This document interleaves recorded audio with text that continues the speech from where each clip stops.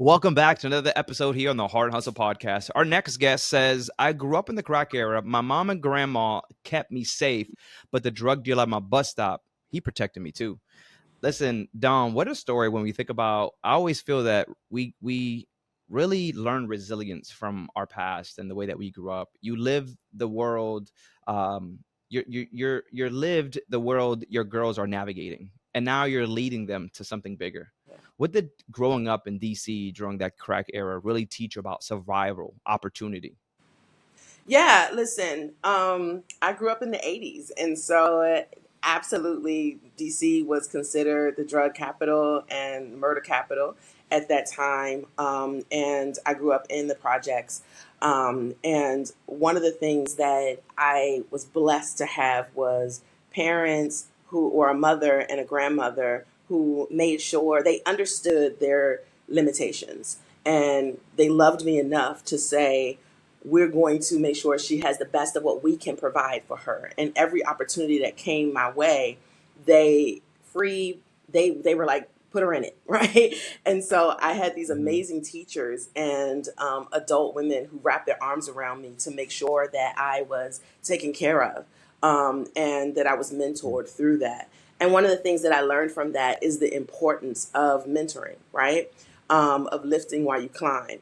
The other thing that I learned was just the complexities of individuals and people, right? Because I did have the local drug dealer stand with me at the bus stop every day and make sure that I was safe and I was able to get onto the bus because my school was 2 hours away from where I lived.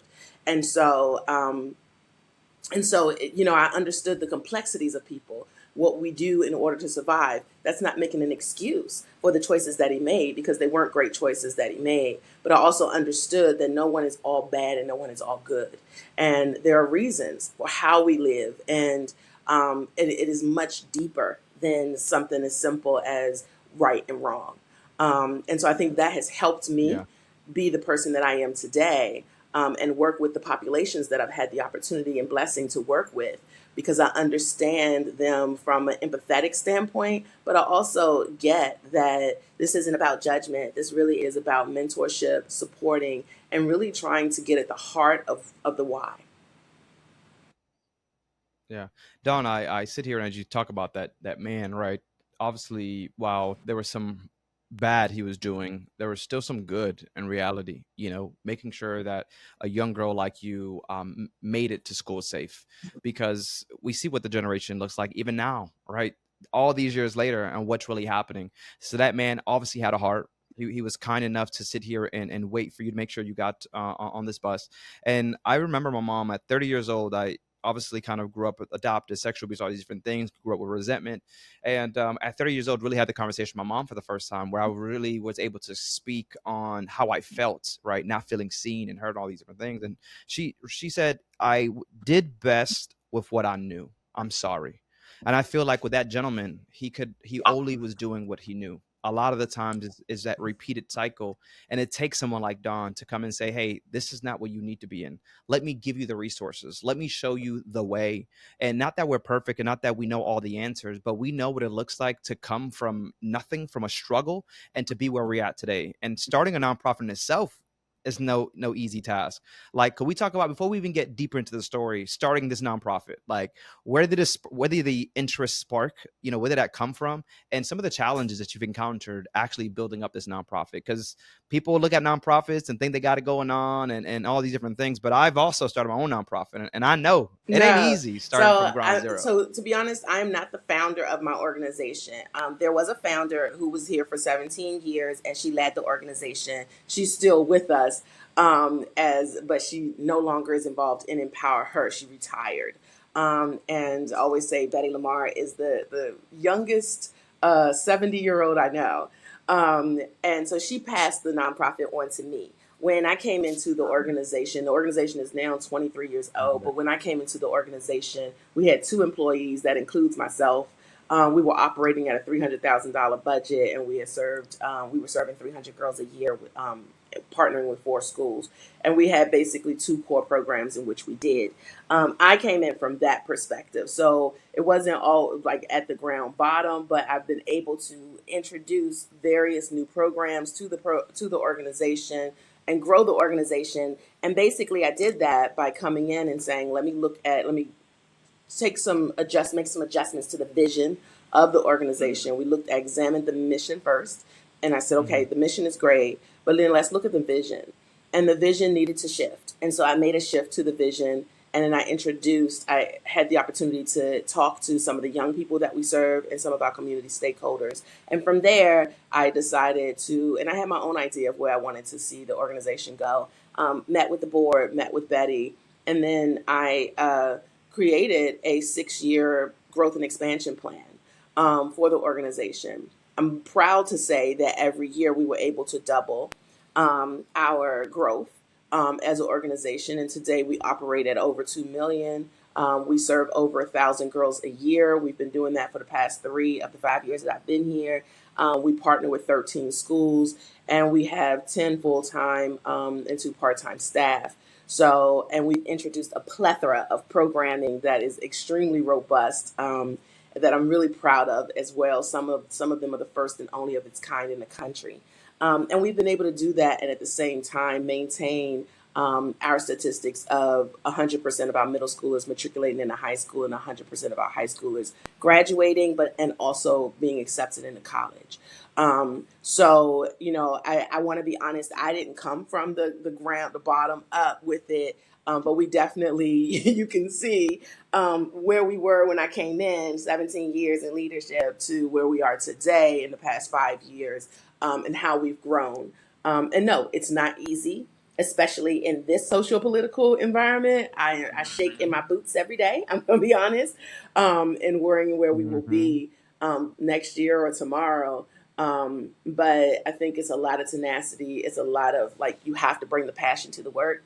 This is not a 9 to 5, and this is something that you really have to invest in, believe in, and be willing to roll up your sleeves.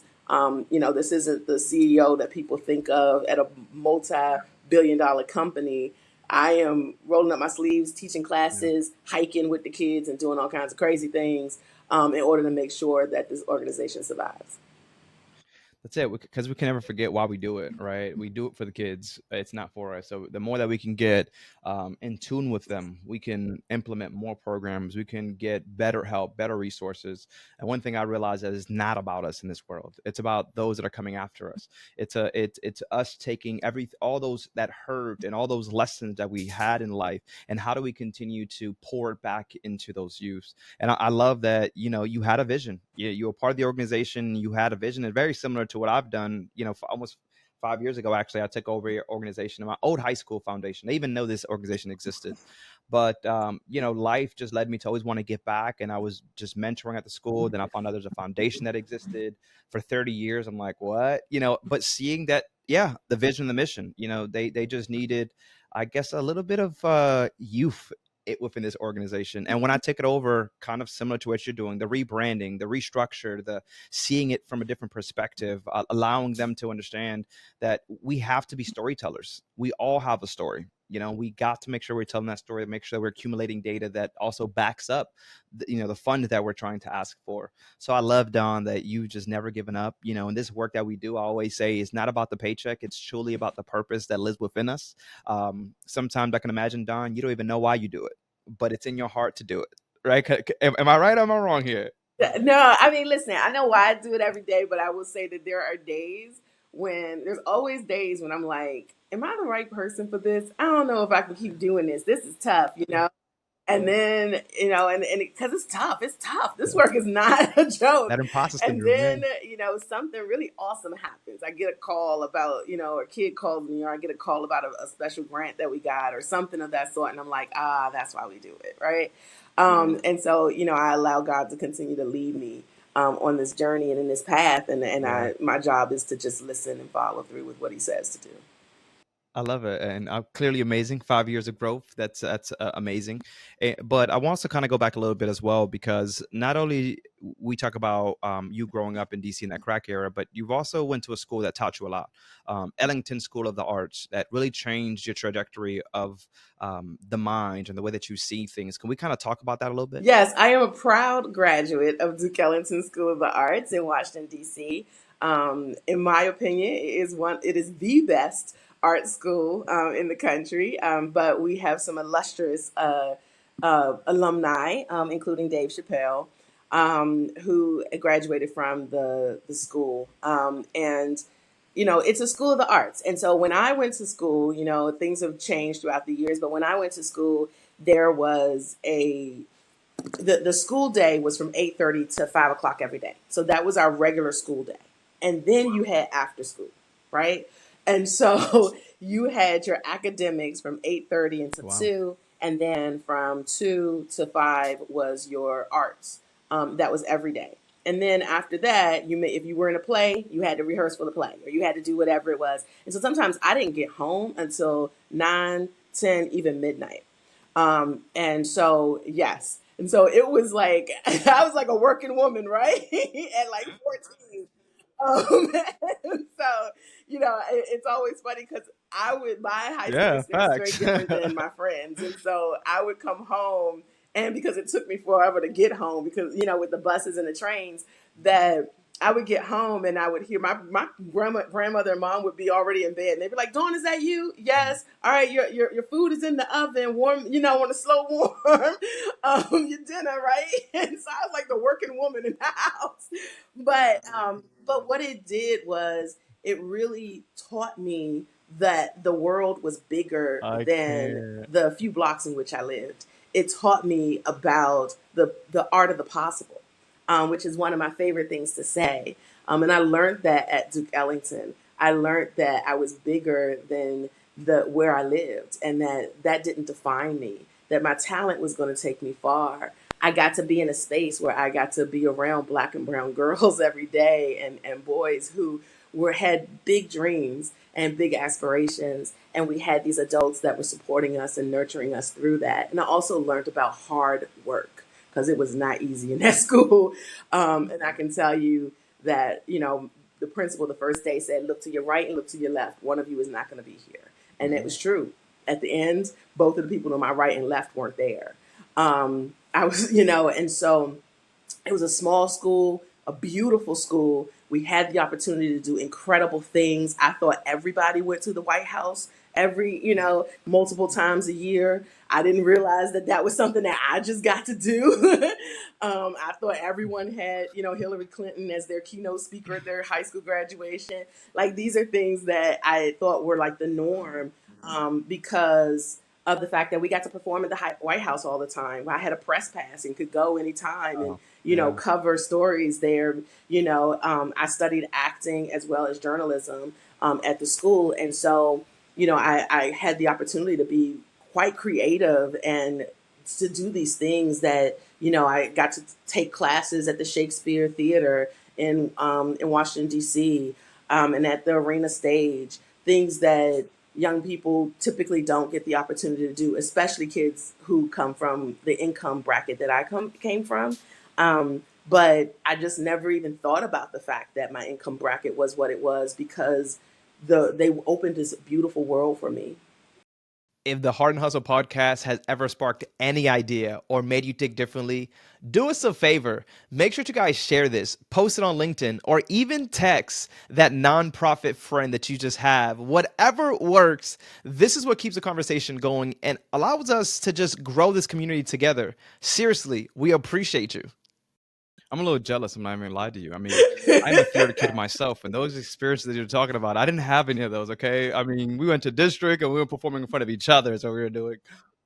No, I do feel that theater just really teaches us a lot as well. Like, there's so much that you learn from improvising. Like, that's one of the things that I tell everyone as leaders is that we have it within us to be improvisers, and a lot of times we don't even know how to tap into that. And actually, in my 20s, I went and did improv classes is what I did, and being able to do that and realizing, man, like, it's a tool that we all need. And it really allows you to be who you are today and being able to adapt and being able to take off a hat and put on a different hat and understand the different rooms that you're in, because that's what theater taught us, right? Is it's how to play these different roles. And we do that so well, so naturally that it makes it easy from the outside. But for us, it's draining, and that's what I want those aspiring leaders that look at us and say, "Oh my God, like, look at Don or look at Ephraim, two individuals that do come from, rough backgrounds, and look where they're at. But people don't realize it was tough, and it was having to learn so much, and all these different tools that we have in our toolbox that sometimes we forget that we have, and we gotta bring them out. Is there anything that kind of you can think about, that you have tools that you remember from school, being in theater, that you got to bring out from time to time? Yeah, I mean, absolutely. Look, I also went to NYU and got a bachelor's degree. Oh my, I'm so jealous. I'm done. Um, I'm done. my BFA is in acting at NYU, and then my master's degree is in drama therapy. I got to continue to pursue that as a career. I've had the opportunity to perform on Broadway, do those kinds of cool things. But I always say that when I got my first job out of college, that was a situation where I came out of college thinking I was going to take over Broadway, right, in undergrad, and people were like, "Get in line," like everybody else, and audition, and I was like, "Wait," and so I had, after one too many peanut butter and jelly sandwiches, I said, I need to find a job to supplement my income while I, continue to audition. And I got this job at the YMCA working with young people. I got a job as a coordinator running an after school program in Harlem that they wanted me to start from the beginning to the end, and they called them Virtual Wise. Listen, I had to act my way through that, because I hadn't done that, and then they promoted me after like a year. They promoted me into a director role. And I was like, I'm gonna have to act my way through this. And so I remember them giving me a budget and being like, you know how to read a budget, right? This is your budget, blah, blah. And I'm like, oh, yeah, sure. And then running home to my boyfriend, who was an accountant, like, show me what does this mean? And him like having to teach me overnight, like, what this looks like. But I was like, this is what you do. This is, and I learned that from the Yeah. hustle of one, being a girl from the hood, but also, being an actor, like you just always live in the moment. That is what they teach you, is to live in the moment, and your job is to react. And so I function from that perspective. The best actors are living in the moment. They are reacting to what is coming from their partner in that moment, even if the partner is the audience. And so that's how I functioned, as a leader. But it also allowed me to just be creative and think outside the box. And so a lot of times, the things that I come up with, and the ideas, even the programming and things that I come up with, and when we talk about rebranding and the design of the programs and the design of our website, the designs of certain things that we do, our fundraising, strategies, things of that sort. People are like, "How did you come up with that?" And in my mind, I'm like, "That's just what you do." But it came from the fact that I was Mhm. immersed in being creative from, honestly, from 5 years old, and taking ballet classes to now. It's a good thing and a bad thing, because it comes to us so naturally that sometimes we forget to charge for our time, right? And so many times I'd be like, "Oh, I could just do that for you. It take me 30 minutes." But you forget about the time that it really took you, right? It didn't take you 30 minutes. It took you hours, years, days, nights to really figure it out. It's just we make it look so easy. And I want to kind of go back to this NYU story, because I know there's so many young leaders that are going to listen to this, especially a lot of young girls that you lead. That may hear things like this. So when I was in school, talking about NYU, it brought up a story. I had a counselor that told me, Ephraim, school's not for you. You're just not gonna. It's not gonna work out. You might as well just get a 9 to 5 job. Mind you, I wanted to go to NYU. That was the school that I was looking for. I love acting. I wanted to go to New York, and for someone to tell me that school wasn't for me, you might as well just get a 9 to 5 job. So many of us that grew up in those type of environments, right? You talk about the hood, the projects, that are being told, because teachers that don't look like us, teachers that don't understand our background, are telling young individuals that they don't amount to something. So to know that someone like you, a brown girl, a woman, decided, like, no, I'm going to NYU, and if I got to get to the back of the line, I'm gonna end up at the front of the line, right? And that's exactly what you did.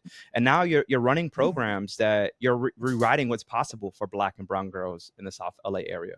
If you could just tell us, what are the biggest gaps Empower Her is filling that other systems are just completely missing, but with you as a leader, that you get it? Yeah, I mean, it it goes back to what we were just talking about, and like the skills that you learn, and the challenges of being a creative person.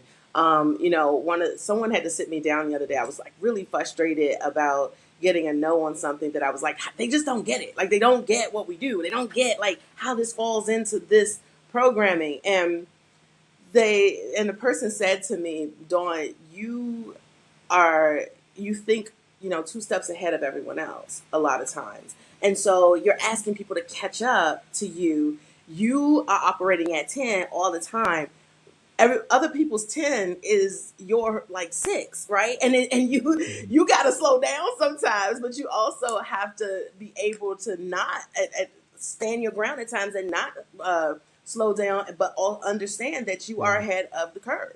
And so, and that means that you're all like, with the blessing of that is that we will always be, um, innovators in what we do. But the challenge of that is always having to educate folks to catch up, especially funders, right?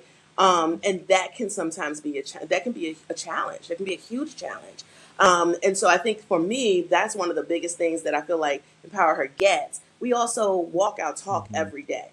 And, I love nonprofit organizations. This is what I've dedicated my life to. I can also say that there are nonprofit organizations that walk their talk, and there are some that don't, right? And there are, and it's important to me based on the experiences that I've had as a leader, but as a Black woman in nonprofit, that we walk our talk, Yeah. that we represent who we say we serve, that we look like them, that we come from those environments, but we also have the education behind us as well. And that we are putting young people in leadership. And so I have young people that serve on my board of directors. And when I say young people, I have a 16-year-old, a 15-year-old who are serving as members of my board of directors and are voting members of my board of directors. I have young people who we've developed and changed programming based on what they say that they want to do. Wow. I just came back this week. This week, I came back from an international trip, French Polynesia. We went to 3 islands. We took young people who are scuba divers. They have become certified scuba divers through my program. Girls between the ages of 12 and 15, 12 and 16 that we took. And these girls have been diving for 2 years. And we were able to take them there and learn about climate change and really study with scientists and dive and explore and learn, right?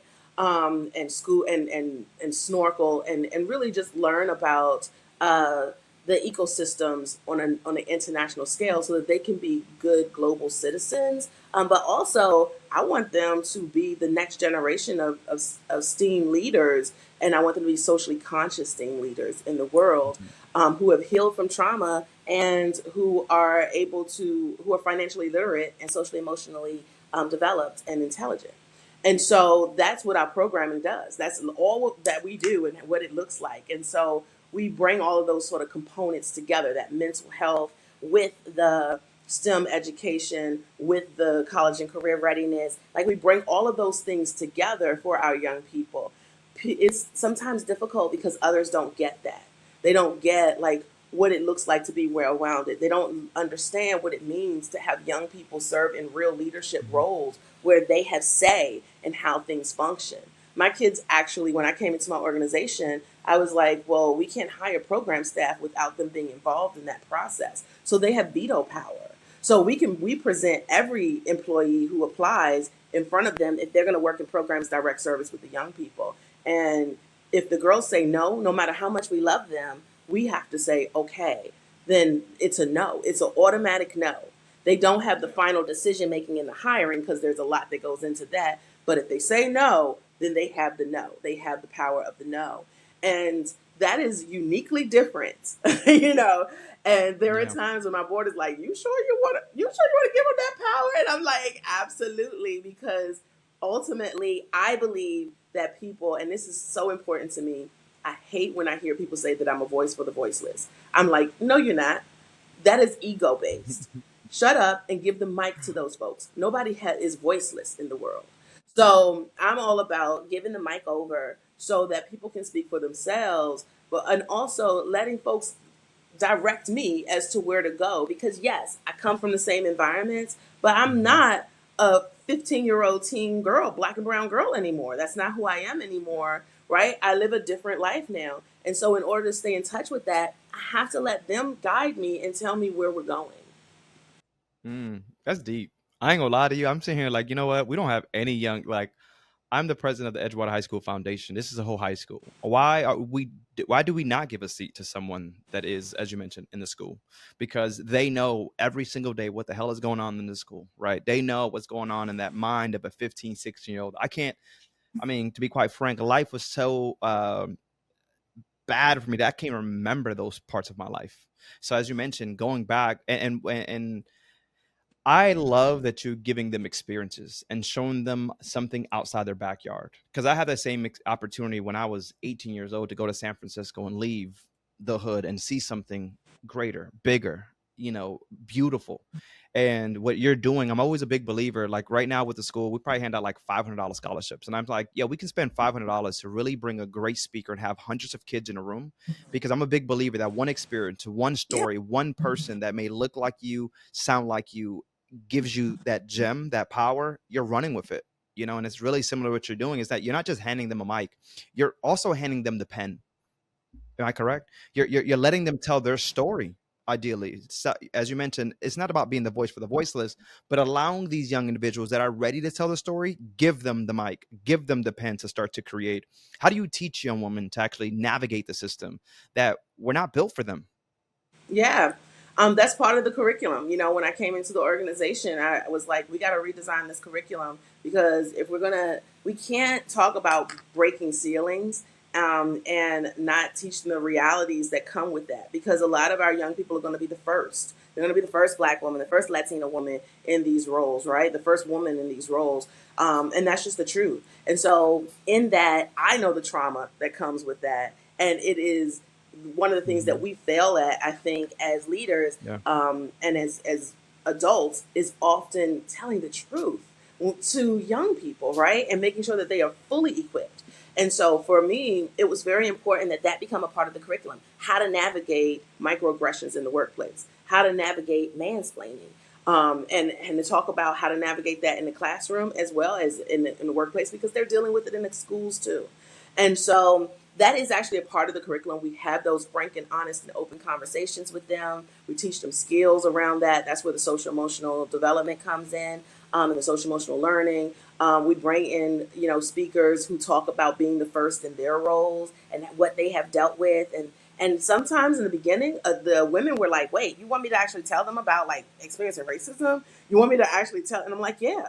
And now it's like those mentors who volunteer every month, those women who come in, they're like, oh my gosh, I wish I had this program when I was a kid. That is the number one thing I hear is I wish there was an Empower Her when I was a kid because of the fact that we are teaching them those skills now. We're helping them deal with the reality now so that they're not shocked. And I have girls who come back from college and they talk to me about how much more prepared they were when they dealt with imposter syndrome, when they dealt with, going into a classroom where they were, I had a girl who told me she's pursuing, so she is going to get her degree right now. She's, I think, a junior. Yeah.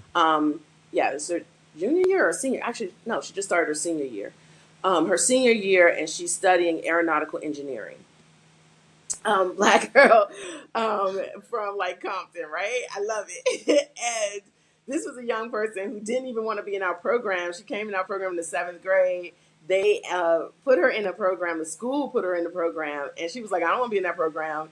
And they were like, "Why?" And she's like, "Because I don't even want to talk to people." Like she just didn't want to talk to people, and so that's how shy she was.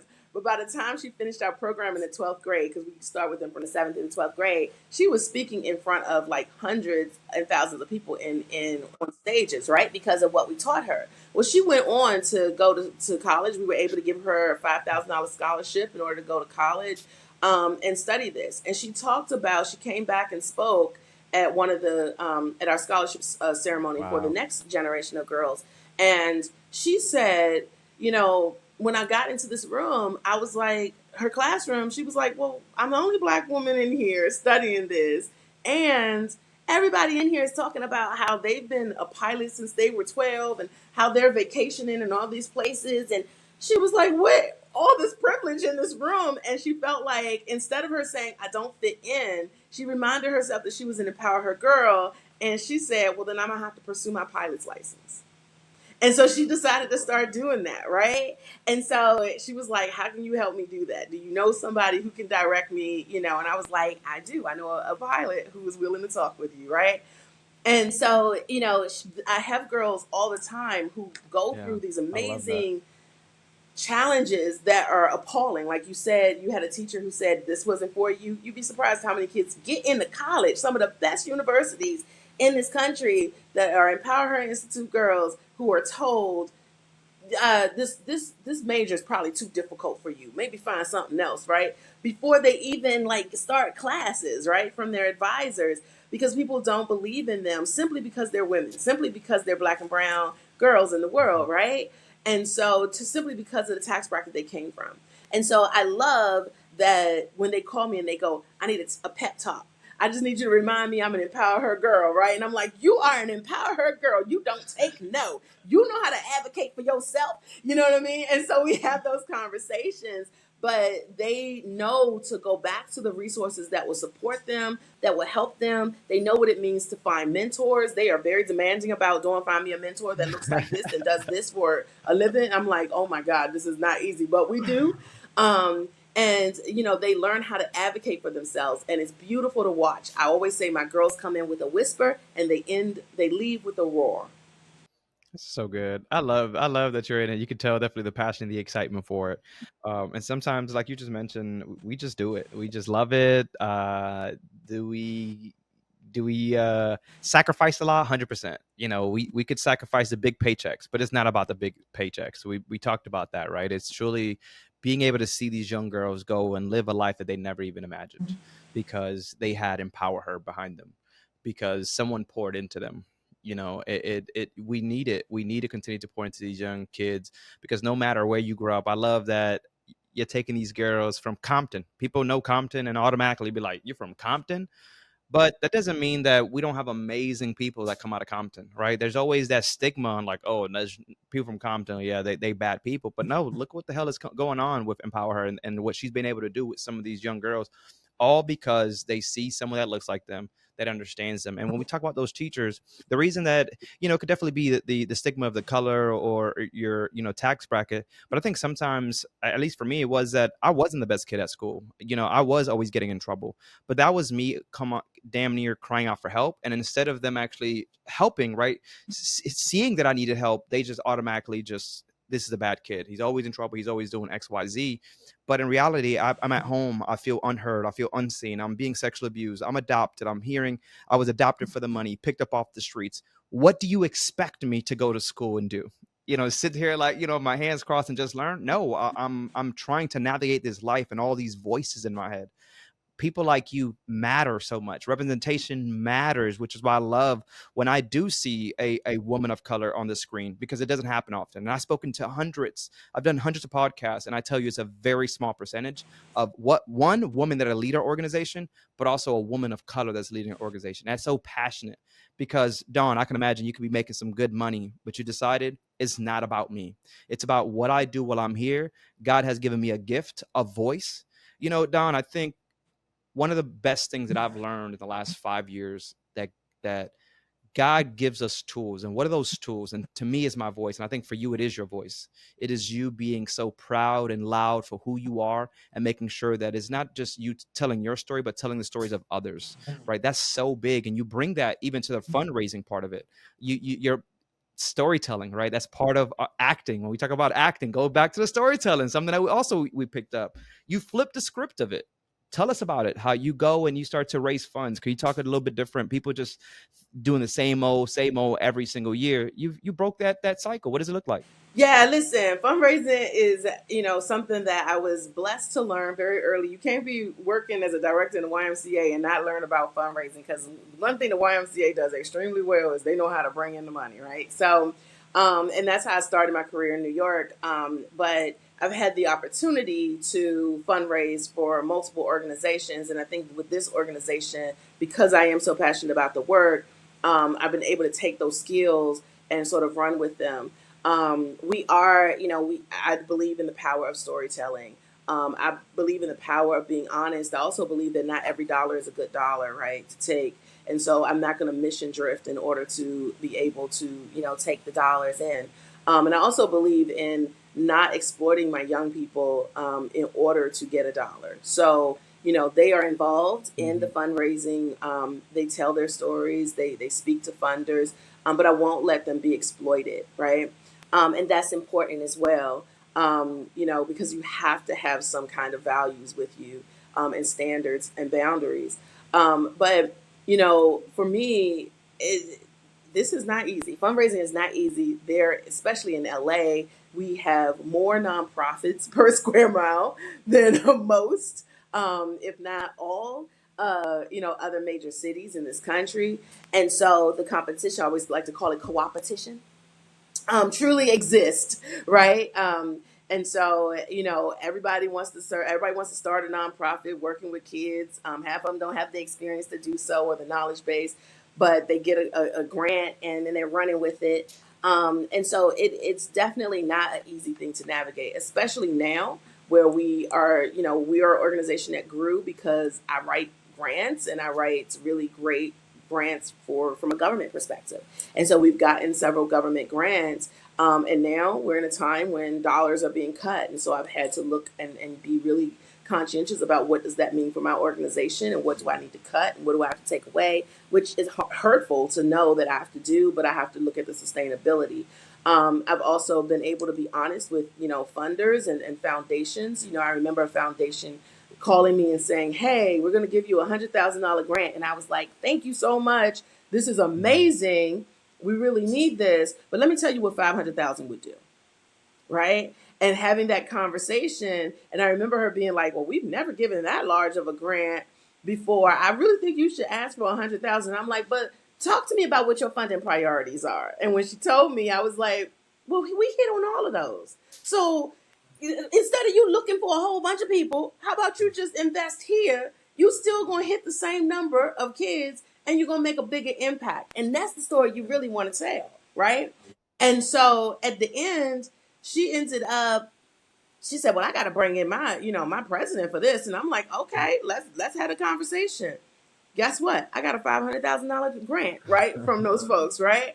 And so, and she tells the story. She tells, this is not a secret. Yeah, She tells the story. She just told the story I to the love it. girls a couple of weeks ago, where she was like, "My plan was to give her 100,000. When I called her, Dora was like, 'Give me 5." So, but that was what we needed. Like, we needed that. And I was like, I Love would it. be failing if I did not at least try.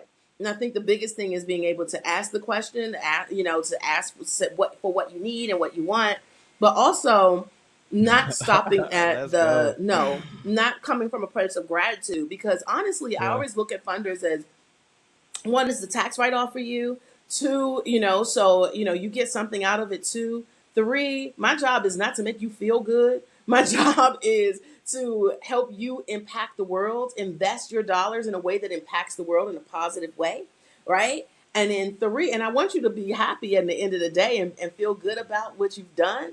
But I'm not ego driven in this, right? And then three, my job is to also educate you on how you make that impact. Too many times people are like, "Oh, I've had funders, or donors, individual donors, say these strange things, right? On their assumptions of things." Mhm. And I'm like, "Wait, like, I remember a donor saying to me, 'Well, you make this amount of money. So why don't you take a pay cut and then instead of me giving this money to the organization?'" And I was like, "First off, what I make from, in LA is not much. Like, that's number one. But number two, being working in nonprofit doesn't mean that I take a vow of poverty. That's not how this works, right? Like, I still gotta pay bills. I'm not a nun, right? Mhm. Like, I still got bills to pay. I still have to live a certain life, and I should not qualify for the same programs that my kids do, right? Like, that's not how this should work, right? I have 2 college degrees and 27 years of experience as an executive. Stop your foolishness, right? Correct. And so I had to sort of educate them from that perspective, and the fact that this was a multi-millionaire who was having this conversation with me, right? About the very low hundreds, right? Like thousands. And I was just Right. like, "Come on now, stop your foolishness." And so Mm. by the end, they made a real good donation to us, but also they said to me, I remember this man saying to me later, white male, saying to me later, I looked at things differently and I actually increased my donations to other organizations because I understood, I realized that I was looking at things the wrong way, right? That Yeah. you do have to pay staff, right? You can't run on just volunteers if you were talking about quality control, right? Because I can't manage them the same way, right? There are things that you have to learn about the fact that nonprofits are businesses too. And so I still gotta live with the same laws. I have staff that often are like, well, why does she do it this way? Because guess Yep. what? If I don't, I'm breaking the law. Like, you know what I mean? So I have to sort of educate when it comes to fundraising as well. So you got to know how to make the ask. You got to know how to educate and be willing to educate and be honest and and in a respectful manner. But you got to know that every dollar is not a good one, because there have been times when I've had to turn down a dollar because ethically it just didn't align with where Yeah. we stand. And you've got to have the skills to write a grant and to follow through once you've written it. Um, and you sometimes have to make sacrifices and cut, like most nonprofits are doing right now. We're all hurting. Nobody's thriving when it comes to fundraising right now. We're hurting. And you've got True. to be able to weather those storms. Before I give you this blind question, we start to wrap up. Where can people find you? Like, where can people make donations, find out more about the organization, website, social media? Where can they connect with you directly? Maybe Yes. LinkedIn. So you can find us. Our website is www.empowher.org, which is EmpowHer. Yes, EmpowHer.org. That is our website. And then, of course, you can find us on IG, Facebook, and LinkedIn, as well as YouTube. And it's EmpowHer Institute, or EmpowHer.org LA, for IG. So, look us up and, make a donation because we need it, and follow us, and get the word out about who we are and tell the rest of the world. I'll leave you with this last question before we go. What's one piece of advice you wish someone had given you at 15 that really could have saved you some pain? Mm, that is a good one. Woo.